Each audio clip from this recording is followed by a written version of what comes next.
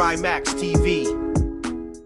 Alright, ndagusuje ukomeje gukurikira Drymax TV. Numungu wanyu ishimwe Kareba aka Buribanga. Iyi ni Drymax TV. Gusa uyu munsi ntago nijyenyine ndi kumwe n'umuhungu wanjye bamwita Ishimwe Frederic. Uyu munsi tujye gutama abantu ibintu birenze. Icyo ngusawe no gukora subscribe, ugakora like, share, comment, tukajya tubana mu biganiro byacu bya buri munsi. Yes, nidutinda twebwe byacu nibitinda dukubita tubangura. Uyu munsi wa none tugiye kuvuga kuri saga imaze iminsi irimo iravuga mu bitangazamakuru, saga ya Kiraman. Abantu bari kuvanga ibintu byakomeye ngo Kiraman ibintu byanzogene bumeze nabi bya danje. Ndagira ngo twinjire muri Kiraman ajya gutangira gukina izi filime zino comedy. Byatangiye ari Nyagiso niwe wamuzanye mu industry ya comedy. Yes.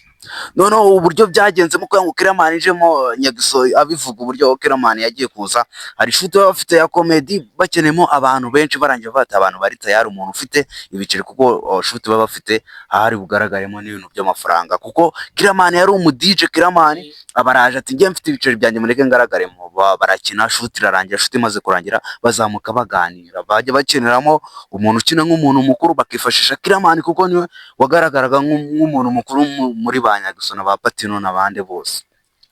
Noneho Kiraman muri kwa gukora cyane mu ibintu bibyara umugati. Kiraman nibwo yaje kwinjira mu industry ya comedy, noneho abantu batangira kumumenya, batangira kugenda bamumenya. Kiraman arakora cyane, atangira kujya kina filime nyinshi zitandukanye. Kiraman ku buryo abantu batatinyaga kuvuga yuko ari mu bantu bafite ibiceri muri comedy. Frederic. Yes, cyane abantu ari mu bantu bahembwa cyane. Kiraman yagaragara nk'umuntu ufite amafaranga. Noneho ahantu saga yatangiye kuzira, Kiraman yagize gutya bategura show n'abakinnyi bakinanaga, bajya ku Gisenyi ku mazi, barapakira rifani yuzuye amafanta yuzuye amayoga, bajya ku mazi guserebura. Ariko nk'uko guserebura n'ubundi mw'iyo minsi batakoraga n'ubundi Kiraman yakomezaga kubabarira umushahara. Ariko ikintu cyo naje kumenyaho nuko umwe mu bakinnyi be ahembwa 400,000. Kiraman yahembaga amafaranga, yari mu ba boss muri comedy bahemba amafaranga menshi kandi bahemba neza. Noneho Kiraman ukuntu ibintu byaje kugenda kwa ngo zirasaga zose zize kuzamo, Kiraman yageze gutya buriya YouTube uburyo ihembamo igenda igira rimwe ugasanga none iguhembye make, yaje iguhembye menshi. Kiraman ibyo bibazo agenda ahura nabyo arabyihererana, yanga kubwira abakinnyi uri kumva umukinnyi yakinnye neza none ukamuzamura, kuko ati noneho nkuzamuriye agashahara, nawe n'inzu yabagamo, niba yabaga mu nzu ya Veni ahita azamuka, bati noneho umunsi ndaba mu nzu ya Senkani, nzamuka ejo bundi noneho njye no mu y'ijana. Noneho Kiraman agenda yihererana ibyo bibazo, amaze kubyihererana yanga kubibwira abakinnyi. Ubwo ubwiye umupeti uti noneho ibintu byakomeye ngiye kugusubiza kuri Senkani, ubwo nawe yanzu yabagamo ahita amanuka akajya mu ya 5, ugasanga ibintu birakomeye birazambye, bati noneho filime nta mafaranga arimo. Kiraman hari n'abavuga yuko yagurishije imodoka ye nziza. W'imodoka yaraguze, urabizi abumurika ko byari ibirori. Imodoka ye nziza, abantu babibona, imodoka ye nziza yerekanye kuri Empire. Abantu bavuga ngo Kiraman burya bya bintu bibamo amafaranga. Kiraman angije imodoka, amakuru mfite nuko ngo yayigurishije imodoka, amaze kuyigurisha arabahemba n'undi bintu bikomeza kwanga. Ubu Kiraman ari mu bukene bwatanje buteye ubwo, niyo makuru mfite. Abenshi bakatangira kuvuga ngo ngashaka kubanga ari prank, ngari ibyo ari kwikinisha. Wapi, Kiraman ari mu bukene bwatanje. Biri seriye. Kiraman bisa nkaho filime yageze ku rwego amafaranga yamuhembyeho yarayakoresheje yose arashira. Nyuma yo kuva Gisenyi, abakinnyi be bose bagarutse ababwiye ibibazo yagize. Bamwe bifuza kujya bagira bate kugaruka kumukinira biri for free. Abantu bigeze no kubona video y'uwitwa Aisha ari kumwe na Mitsutsu, ndi kumva ni kuri channel ya Mitsutsu, bari Mitsutsu ari kuvuga ati njyewe rwose Kiraman nje kumukinira umwaka for free. Nkakina umwaka for free kabisa, no muvandi. Ariko wabonye ntuzayishukura. Ariko Aisha aravuga ati ati nge ntago bishoboka. Icyo kiranyagisha rwose, kubiceri full stop. Nawe muntu uri kureba iyi video kabisa nujya ugera ku kintu bita igiciro gishyira mu full stop, gusa nyine no kwishyiramo ikintu cy'umuntu aba ari sawa cyane. Urabona ko Aisha nyuma yo guhakana ati njyewe najya gukinira abandi bantu bafite ikibice, ariko ikigaragara cyo Kiramani yabanye nabo neza, sibyo? Kandi harimo abantu twagiye tubona igihe supporting. Nicyo kintu kiba ari cyiza. Hari nk'abatipe babiri bita buri kantu na buri nguni, baravuze bati uwitwa Kiramani turi mu buzima bimeze nabi, Kiramani yaduhaye ibihumbi senkani kugira ngo tugore ni garderobe baye bagiye kugura. Avuga ati njyewe twebwe ibihumbi 100 bya buri kwezi turabyitanze tuzayaduha Kiramani. Okay, urumva ko ukuntu yagiye supporting abantu ari byo biri kugenda bimufasha muri iyi minsi, sibyo? Abanyarwanda buri abakera baye bazi ubwenge ngo gira neza wigendere neza yawe uzayisanga imbere. Nawe mugenzi urimo urareba iyi video ndagusaba ukore subscribe, ukoreshe ya like, comment, ugire neza nawe wigendere. Nawe amenyesho cyangwa ejo bundi ngo bizagenda bite cyangwa Miki wabonye ko nawe yagiye asa umwikuraho gakeya, ubundi aramusapotinga, aramuzamuka. Ubundi Saga zatangiye kuzamuka cyane umunsi Kiramani avuga yuko yirukanye Miki muri filime ze. Ariko Kiramani ajya avuga impamvu yirukanye Miki muri filime ze, yavugaga yuko umuntu utagira gahunda.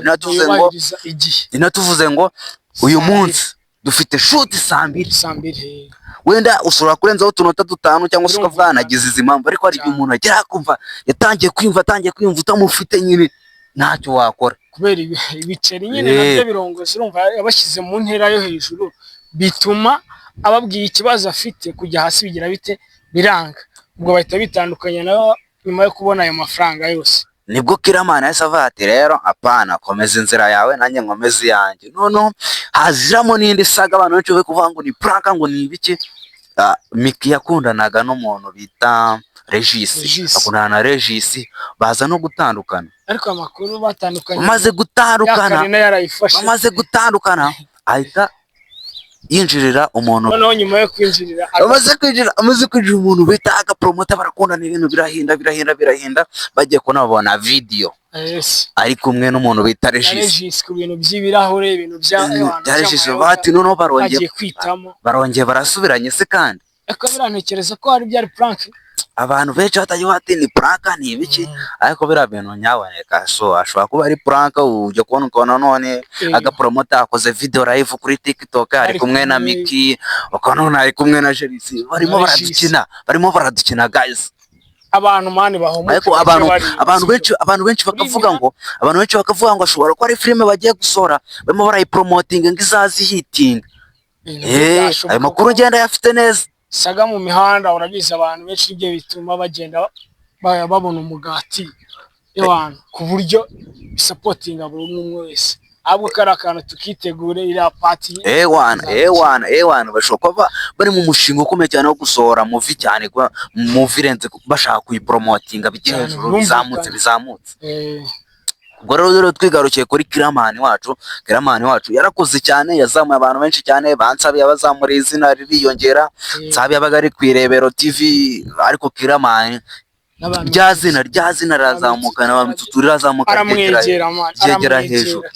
Ubwo rero Kiramani bya Kiramani iyo ngingo tunayisozaho nuko Kiramani ariko rigeze kumubona akantu ngo rya duka ryacuruza utuntu tw'inkweto nabyo byajemo Saga ngo ari kugenda nabyo abiva. Iduka byo nta makuru mfite nuko iduka ari ry'umugore gusa. Niba harajemo Saga ibyiduka byose ntago mbiza, ariko ntago waba washyize imodoka ku isoko ngo gushyira iduka ku isoko biba ari byo bigorana washyize imodoka ku isoko kameme. Gusa nyine Kiramani mu bantu bose ya supporting bagiye bagaragaza iki umutima. Abantu twese tugiye kugaragaza iki umutima. Nawe muntu urimo urareba iyi video kabisa, kugaragaza umutima mwiza. Icyo ushoboye gukora gikore, wigendere. Ntabwo uzamenye ejo uko bizaba bimeze yaba yarabanye nabi. Abantu barimo baramusapotinga ngo ntabwo ari kuba babona guys. Ariko urabona badukorere subscribe, sibyo? Mukore subscribe kuri Dreamax TV, like, share, comment. Uyu munsi ushobora kuba utabasha kugira gute gukora ikiganiro, tukazahura ubasha kugira gute kudanza, kubyina, sibyo? Ubibashije kubera ko wakoze subscribe kuri Dreamax TV. Support tukagusapotinga nkuko natwe muri kugenda mudusapotinga, mugenda mutugaragariza iki urukundo. Ewana abanyarwanda ba kera bari bazi ubwenge kuvuga ngo nizibika zari amagi, bariya bose ubona nabo ni gutya batangiye. Guys, mudusapotinge, mutwereke urukundo, tuzajya tugenda tubatamo ibintu bisho, kandi mutubwire no muri comment uburyo ibintu murimo murabibona. Guys, amakuru yose ahangaha tuba turi nayo ayize. Abastari bose mutekereze, tuzagenda tubababwiraho. Ciao ciao, hasta la vista. Nari kumwe nanjye Caleb the Bully Banga, muri kumwe na Ishimwe Frederic Kefa. Yes sir.